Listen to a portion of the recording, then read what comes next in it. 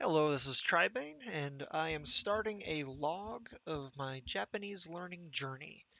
Um, I haven't been doing it for that long, but I am currently doing this to basically kind of document my progress as I embark on this uh, fantastical journey, or whatever fanciful words you want to use. So, firstly, I just wanted to point out that I am using this MIA approach.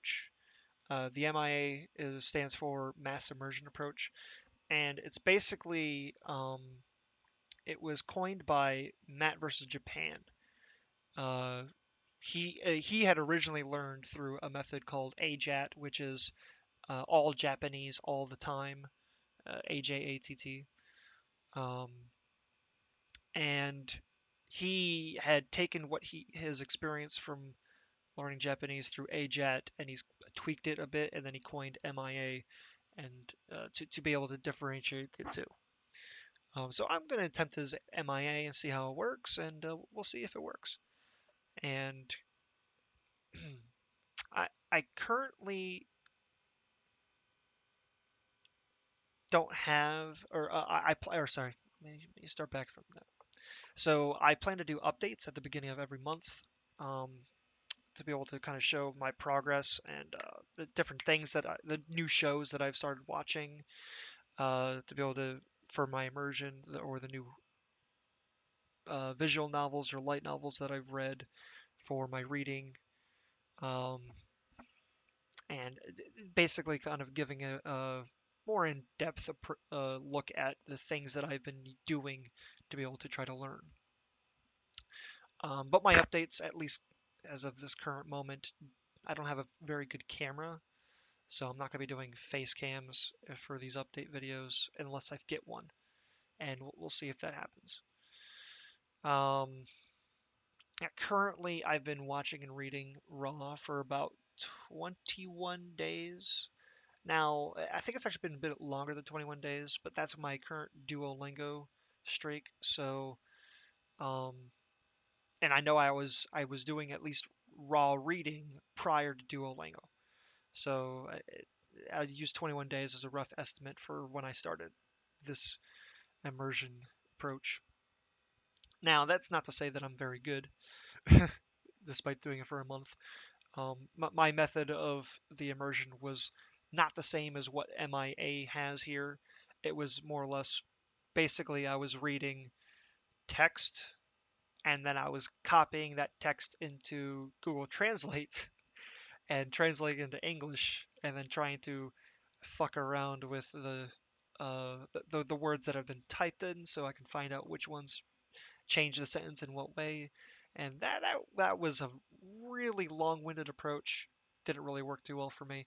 Eventually, I just stopped doing that, and instead I was like just learning one word at a time. When I saw a word that came up frequently, I would put that into G-Show, the G-Show dictionary online, and I would find out what that word means because it's been coming up a lot. I kind of get an idea of what it means, and so I can have a better idea of what I'm reading. That made things a lot easier to do. I accompanied this with uh, learning kanji through a mobile app called Kanji Study. I actually really like the app. Um, that being said, the people that I know that have learned Japanese said that learning kanji isn't exactly needed. Now, whether that's true, I mean, apparently it's true for them. I personally enjoyed learning the kanji though, so I was able to recognize some things when I was reading through, but it wasn't a whole lot, and I didn't have a good understanding of what it was actually referring to. Um, so that's the current status on how I've been doing. Now I've been on and off learning Japanese for the last 5 years. Whenever I found like a different app on the phone, like I think I started with learning Japanese on Memrise. Um, and I also got Anki, and Anki is definitely something that I'm still using to this day. Um, but I was never consistent with my Japanese learning. So I started with Memrise, I think, and after I finished, after I kind of fell off the wagon with learning through Memrise, I eventually picked up um, Duolingo. No. Before Duolingo came at all, I got Tae Kim's Learning Japanese Grammar Guide, and I'm still planning to use that. But that was the next thing that I started using, and I actually learned quite a bit just from even just one page in that. So that was nice. But one thing I will mention is that I had a fairly good grasp of hiragana, at least over the past 5 years, because of that initial spurt from Memrise. So that's something to think about in terms of my current ability. Um, Katakana, I was like, I kind of said fuck that because I just finished learning hiragana and I was like, I don't want to learn the same sounds just with different freaking characters. Um, but I did eventually learn katakana, and that was actually from this most recent this current situation because I had gotten into Duolingo, and a friend of mine who knows Japanese, he's actually knows a lot of languages. Um, he told me that Duolingo had recently updated their stuff, and it was actually pretty good shit. Apparently, it always is doing I plus ones, and it introduces kanji early, like really early, which I ran into and I agree, and it's nice. I actually have been having a lot of fun doing it. I'm currently on a 21-day streak, so that's where I'm at for that. Now, when I started doing it, I already knew the majority of the beginning things. So I'm currently up to a little bit past checkpoint 3 in that. If anybody wants to check what the progress is for that, I've only done like 4 lessons past checkpoint 3, so and I'm almost finished with the classroom lesson. But I was able to use this to be able to learn the katakana I needed, so that was nice. So I finally got katakana down, at least to a respectable degree. I'll perfect it further with the words that will be learned as I go, like pankiki. Um, anyway, so I'm using Duolingo currently, even with this MIA approach, as a supplement. Though I'm primarily doing MIA. That's the idea anyway. So as of current, I am watching some shows, and these shows are currently I've watched 12 episodes of Your Lie in April, so I'm up to episode 12 there, and I watched 6 episodes of Violet Evergarden. Now this is currently on episode 5, but the reason why is because I was rewatching it as immersion approach kind of follows, where you do active immersion by paying attention when you first watch it, and then you just re-listen to it through like basically like when I go to work, I might be mopping the floor over at work or something, and I'll just have my headphones in while I'm mopping the floor and listening to Japanese and paying attention to what they're saying and trying to catch the little things. So that's my current approach through this to try to get more immersion time. I don't know if that's considered active immersion because I'm mopping the floor, but that's like a brainless activity, so I can still pay attention to what I'm listening to. So I don't know if that's passive or active. So I'm going to assume it's passive, but I think it could be considered active. I don't know. So that's what I'm currently done. I've also watched one episode of this, Forest of Piano. However, I've seen Your Lie in April before, and I've seen Violet Evergarden before, so I already know the plots for those, which is why I'm primarily concentrating on them. I've never watched Forest of Piano before. I picked it up because it was it was a slice of life show, and I had never seen it before, and I'm like, oh, maybe this will work as a good option. Basically, I'm going to be using Netflix as my primary source of raw show to watch. And that's my current situation. I'm basically sticking with slice of life shows. Violet Evergarden's a bit sci-fi-ish, but not a whole lot.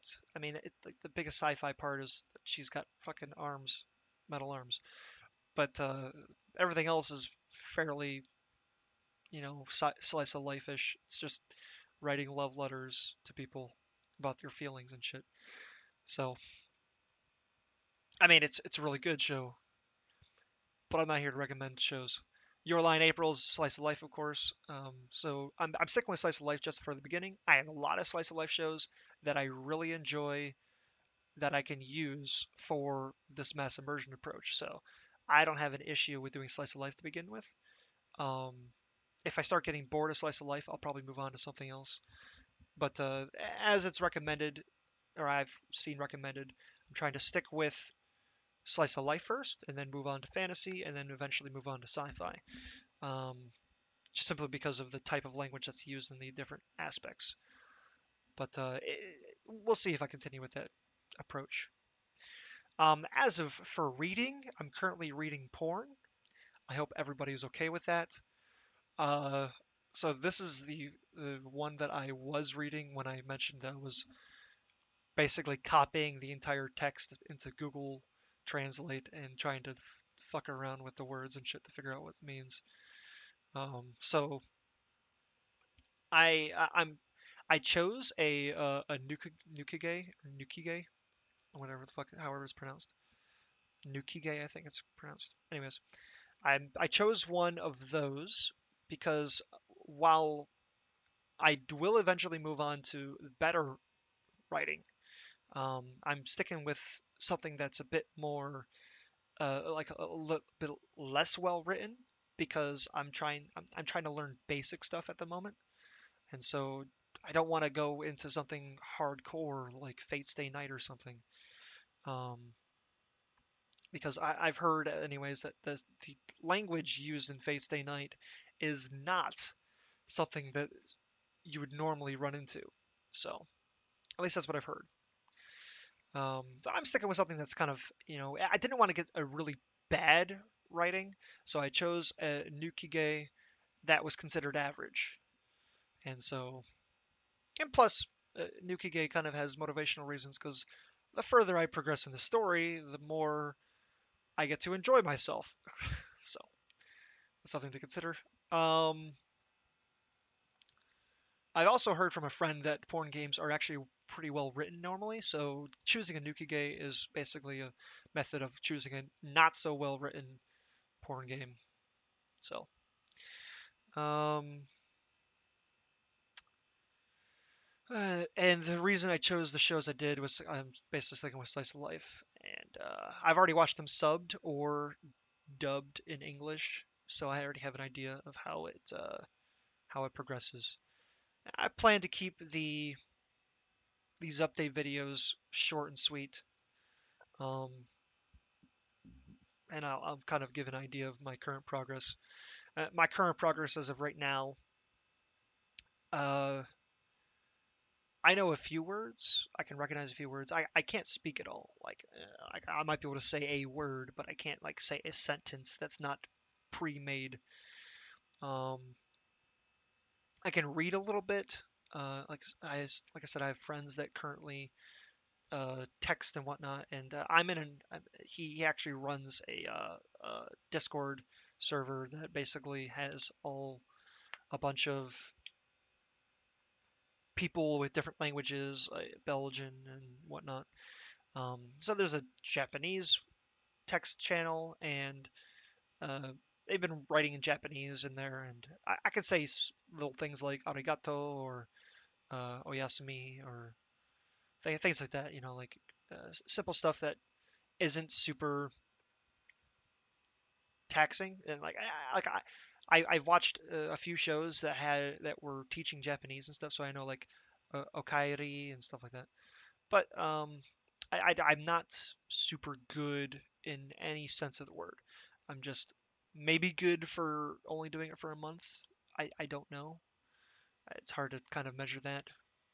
But maybe other people can measure it when they sit there and, you know, base their own progress off of the progress reports I make. So, um, this first one is just basically introducing the logs that I'm doing, along with providing uh, the base that I'm currently at. So, uh, next update videos will probably contain more information in terms of what I'm actually able to do.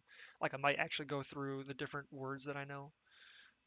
Speaking of which, I have these two decks here for the JLPT Tango N5 MIA Japanese for words and the all-in-one kanji RTK order. Um, so I've done this for 2 days so far, both of these, and it doesn't recommend doing both at the same time. Um, but I plan to do it anyway because I already know some kanji and I already know some words, so I'm not like a true beginner. And so I'm kind of doing a jumpstart kind of thing. I plan to just do a crap load if possible. Now, I mean, granted, I'm not going to do like 50 cards a day, but 20 for each I think is fine. And also I'm doing the take him stuff. Now I already did all the basic grammar portion of take him, and I'm basically towards the beginning of the essential grammar. So I'm still fairly early into that, but I only plan to read through it. I don't plan to make cards. I'm following their advice in that regard anyway. And this is probably going to do it for my introduction to my log of my Japanese adventure, or whatever the fuck it's called. Whatever I plan to call it, I don't know. Anyways, I'll talk to you guys next month.